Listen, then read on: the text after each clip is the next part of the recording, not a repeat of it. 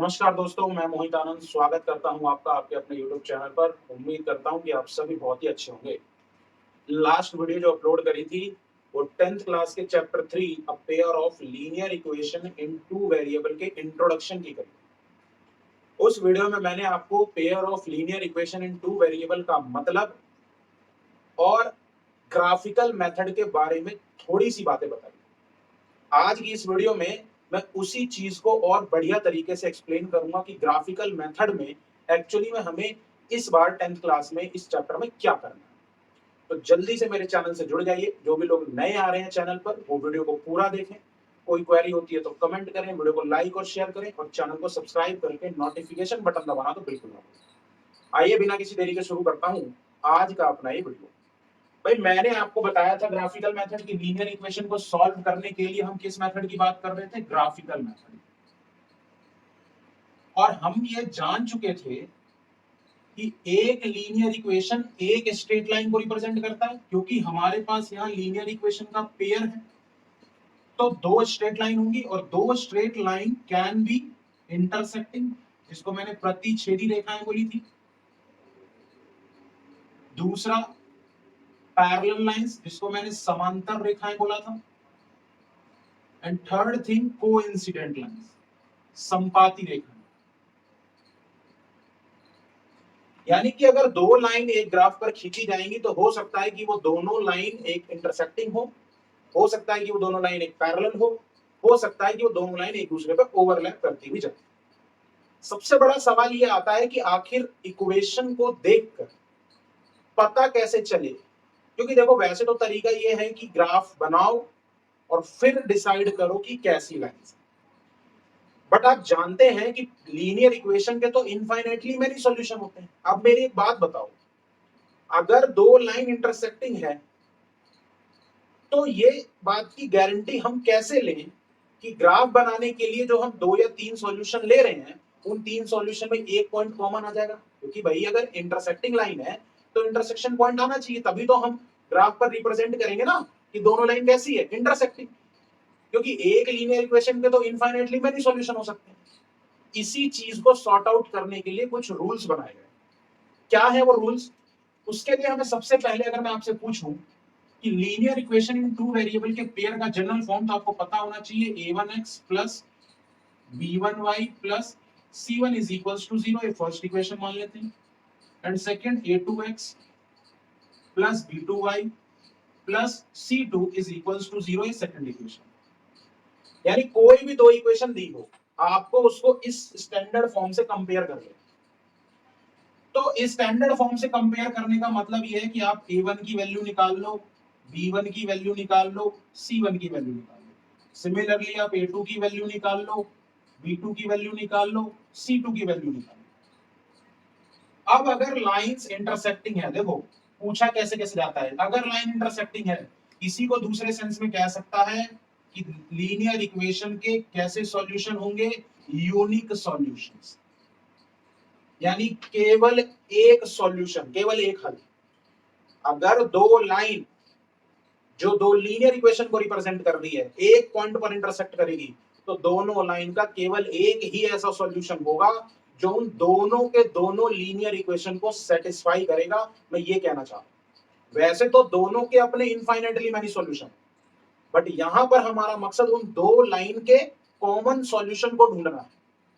तो अगर हो सकता है कि क्वेश्चन में वो ये लिखा दे दे कि बताइए इंटरसेक्टिंग लाइन है या नहीं, तो ये भी पॉसिबल होगा कि आप मान के चलिए वो लिख सकता है कि क्या कोई एक सॉल्यूशन है या यूनिक सॉल्यूशन। इसका पता लगाने के लिए आपको क्या करना है, a1 a2 का रेशियो निकालना है और b1 b2 का रेशियो निकालना है।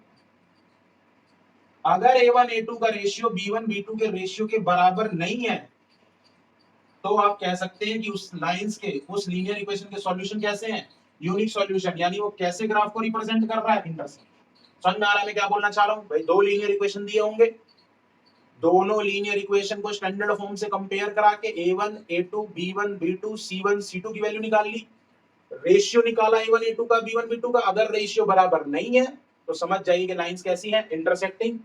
तो इंटरसेक्टिंग लाइंस पूछ सकता है, यूनिक सॉल्यूशन पूछ सकता है, और एक और तीसरी चीज पूछ सकता है जिसको हम बोलते हैं कंसिस्टेंट।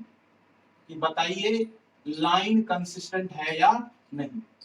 इसको कंसिस्टेंट को हम संगत बोलते हैं, हिंदी में अविरोधी भी बोल सकते हैं, ध्यान रखिए। तो कंसिस्टेंट है, संगत है या नहीं है, तो तीनों में से कुछ भी पूछ सकता है। इंटरसेक्टिंग तो बच्चा समझ जाता है, यूनिक सॉल्यूशन या ओनली वन सॉल्यूशन लिखा है तो भी समझ जाइए इंटरसेक्टिंग, और कंसिस्टेंट लिखा है तो दो केस हो सकते हैं। इसमें पहला केस कौन सा है, इंटरसेक्टिंग लाइन का है। समझ में आ रहा है, समझ में आ रहा है तो वीडियो को लाइक करना तो बिल्कुल बनता है। आइए बताता हूं पैरेलल लाइंस के बारे में। अब अगर लाइंस पैरेलल हैं, आप खुद सोचो, दिमाग लगाओ, अगर लाइंस पैरेलल है तो मैंने आपको क्या बताया था कि दो लाइन जब एक दूसरे को कभी टच नहीं करेगी तो लाइन पैरेलल होगी। जब दो लाइन कभी एक दूसरे को टच ही नहीं करेगी तो क्या दोनों लाइन का कोई कॉमन पॉइंट होगा? भाई आपका जवाब क्या आएगा, सर बिल्कुल नहीं होगा। और अगर उनका कोई कॉमन पॉइंट नहीं होगा तो इसका मतलब सॉल्यूशन कितने होंगे, बताइए, सॉल्यूशन कितने होंगे? बिल्कुल सही जवाब है नो सॉल्यूशंस, यानी दोनों के कोई भी नो सॉल्यूशन का मतलब यहां समझिए, वो जो दो लीनियर इक्वेशन है जिनके ग्राफ आपने स्ट्रेट लाइन के बनाए उनके तो अपने अपने इनफाइनाइटली मेनी सॉल्यूशन हैं, बट यहां we are talking about the solution which will both equation को सेटिस्फाई जो करने वाला, जो पहली इक्वेशन में भी सेटिस्फाई हो जाए और दूसरी को भी सेटिस्फाई कर दे, मैं उन सॉल्यूशन की बात कर रहा हूं। और अगर लाइन पैरेलल है तो दोनों में कोई भी सॉल्यूशन कॉमन नहीं होगा, इसलिए नो सॉल्यूशन, कोई हल नहीं। ये पूछ ले, पैरेलल पूछ ले, या थर्ड थिंग इनकंसिस्टेंट पूछ ले। पैरेलल लाइंस इनकंसिस्टेंट होती हैं, असंगत होती हैं, एक दूसरे की संगत का इन पर कोई असर नहीं पड़ता। समझ में आ रहा है? उम्मीद करता हूं कि समझ में आ रहा है। अब बात आती है कि निकाले कैसे, तो निकालने का तरीका है a1/a2 का रेशियो निकालिए, b1/b2 का रेशियो निकालिए, और यहां पर आपको तीसरा रेशियो भी निकालना पड़ेगा, डेट इज c1/c2।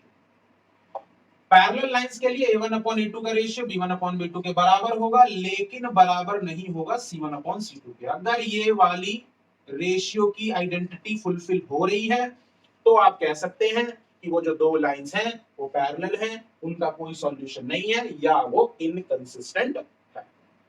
समझ में आ रहा है? उम्मीद कर रहा हूं कि बहुत ही बढ़िया और बहुत ही बेसिक तरीके से आपको ये चीज समझ आ रही है।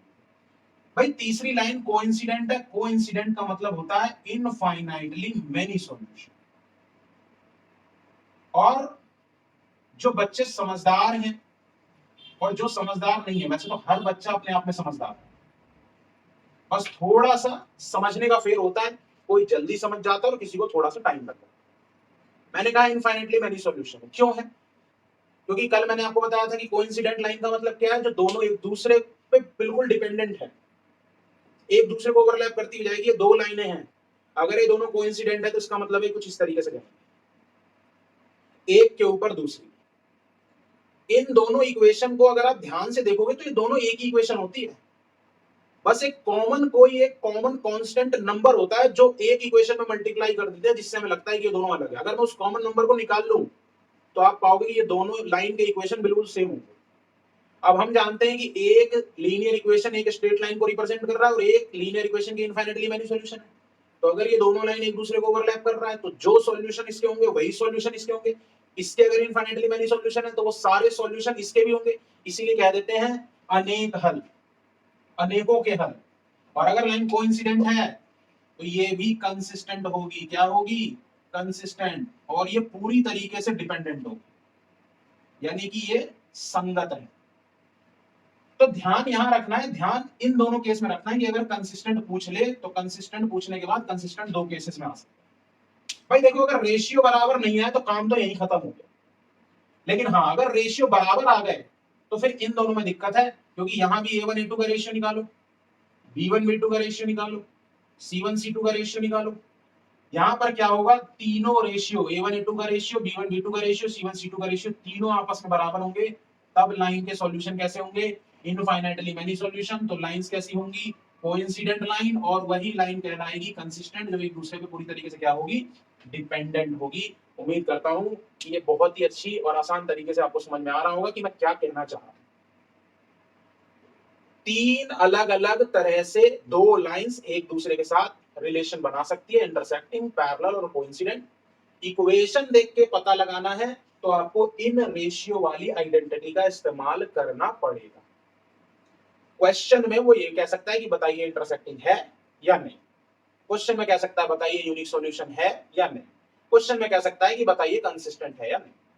वो ये जो वर्ड का इस्तेमाल करेगा लेकिन मकसद एक ही रहेगा। समझ में आ रहा है? उम्मीद करता हूं कि ग्राफिकल मेथड वाला जो ये तरीका मैंने आपको बताया ये आपको बहुत ही बढ़िया तरीके से क्लियर होगा। जैसे ही मैं एनसीईआरटी के सॉल्यूशन की वीडियो डालूंगा आपको एग्जांपल्स के थ्रू और क्रिस्टल क्लियर हो जाएगा कि एक्चुअली में मैं क्या बताना चाह रहा हूं। देखो मैथ्स में बेसिक बहुत इंपॉर्टेंट है, अगर आपका बेसिक बढ़िया नहीं है तो आप छोटी छोटी चीजों में फंसो। ठीक, ये तो हो गया ग्राफिकल मेथड। आइए अब मैं बताता हूं एल्जेब्रिक मेथड। मेथड है एल्जेब्रिक मेथड।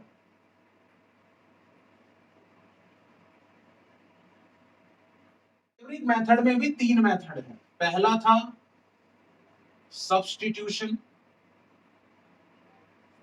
दूसरा था एलिमिनेशन और तीसरा था क्रॉस मल्टीप्लिकेशन मेथड। सब्स्टिट्यूशन को प्रतिस्थापन, एलिमिनेशन को विलोपन और क्रॉस मल्टीप्लिकेशन को ब्रज गुणन तीनों बोलते हैं। यानी अगर मेरे पास दो लीनियर इक्वेशंस आ गए तो अगर ग्राफिकली पता करना है तो पता करना पड़ेगा जो मैंने अभी पीछे बताया, लेकिन सीधा कह दे कि सॉल्यूशन निकालो तो मैं क्यों जाऊं ग्राफ के चक्कर में पढ़ने। ग्राफ के चक्कर में पढ़ना लेंदी है, क्योंकि पहले तो पता करो कि दोनों लाइंस का नेचर क्या है, इंटरसेक्टिंग है, पैरेलल है, कोइंसिडेंट है, उसके बाद सॉल्यूशन निकालो। एल्जेब्रिक मेथड क्या होगा, डायरेक्ट आपको सॉल्यूशन दे देगा। समझ में आ रहा है कि नहीं आ रहा मैं क्या कहना चाहता हूं। सेकंड थिंग, सब्स्टिट्यूशन मेथड का मतलब क्या है, तो नाम में ही क्या है, सब्स्टिट्यूट। सब्स्टिट्यूट का मतलब क्या होता है, जब हम किसी एक चीज को किसी दूसरे चीज से सब्स्टिट्यूट कर देते हैं। भाई हम जानते हैं कि अगर किसी इक्वेशन में दो वेरिएबल है तो कम से कम दो इक्वेशन चाहिए तब जाके वो दो वेरिएबल सॉल्व होंगे। क्या हो अगर उस इक्वेशन के दोनों वेरिएबल एक ही वेरिएबल बन जाए। मेरे कहने का मतलब है कि x और y दो वेरिएबल है एक इक्वेशन में। क्या हो अगर x को भी मैं y के टर्म्स में लिख दूं या y को x के टर्म्स में लिख दूं। x को अगर y के टर्म्स में लिखूंगा तो पूरी इक्वेशन में सिर्फ x दिखेगा कि नहीं दिखेगा, नहीं दिखेगा, सिर्फ क्या दिखेगा, y दिखेगा, क्योंकि x को किसके टर्म्स में लिख दिया, y के टर्म्स में, और y तो y है ही। और जब पूरी इक्वेशन में एक ही वेरिएबल हो गया y, तो उस एक इक्वेशन से ही उसको सॉल्व करना क्या हो गया, बहुत आसान हो गया। अरे हाँ या ना, हाँ तो बोलना पड़ेगा, कमेंट में लिखो। तो सब्स्टिट्यूशन मेथड में क्या होगा, हम किसी एक वेरिएबल को किसी दूसरे वेरिएबल के टर्म्स में सब्स्टिट्यूट करके सॉल्व करेंगे। दूसरा मेथड है एलिमिनेशन। जब आप रियलिटी शोज देखते हो तो वहां होता है ना कि आज ये एलिमिनेशन राउंड है। एलिमिनेशन का मतलब क्या है, हटाना है उसको, कोई ना कोई यहां से जाएगा। अब यहां जाने के लिए कौन है, x और y। तो एलिमिनेशन मेथड का मतलब ये होता है कि दो इक्वेशन होंगी, दोनों इक्वेशन में से किसी एक वेरिएबल को पूरी तरीके से एलिमिनेट कर देना। ये एलिमिनेशन दो चीजों पे बेस्ड होगी। एक, जिस भी वेरिएबल को आप एलिमिनेट कर रहे हो उसका कोएफिशिएंट यानी उसका गुणांक दोनों इक्वेशन में इक्वल होना चाहिए। एंड सेकंड थिंग, उनके साइन अपोजिट होना चाहिए, यानी अगर ऊपर वो प्लस का है तो नीचे माइनस का हो, ऊपर माइनस का है तो नीचे प्लस का हो। और फिर आप आसानी से उस पूरे वेरिएबल को पूरी इक्वेशन से क्या कर देंगे, एलिमिनेट कर देंगे, तो सिर्फ एक ही वेरिएबल बचेगा और फिर वो आसानी से सॉल्व हो जाएगा। तीसरा जो मेथड है क्रॉस मल्टीप्लिकेशन मेथड, ये आपकी सिलेबस से कट चुका है तो हम इसके बारे में डिस्कशन नहीं करेंगे। हमारा मकसद है सिर्फ सब्स्टिट्यूशन और एलिमिनेशन को पढ़ना। ये हमारे चैप्टर 3 की थ्योरी थी जो दो वीडियो के थ्रू आपके सामने मैंने प्रस्तुत की। अगली वीडियो जो आएगी वो एनसीईआरटी के एक्सरसाइज पर बेस्ड होगी और लगभग हर एक क्वेश्चन के एक या दो पार्ट करा के मैं आपको समझाने की कोशिश करूंगा। आपका साथ ये है कि आपको वीडियो को लाइक करना है, शेयर करना है, मन लगा के पढ़ना है, रिजल्ट देना है हमें। और अगर मैं कुछ होमवर्क दे रहा हूं उसमें अगर आपको कोई भी डाउट है तो आप उस डाउट को कमेंट में आप सिर्फ एक्सरसाइज और क्वेश्चन नंबर लिखो, या इंस्टाग्राम आईडी जो मेरी है academy_maths_science। क्या है मेरी इंस्टाग्राम आईडी, academy_maths_science।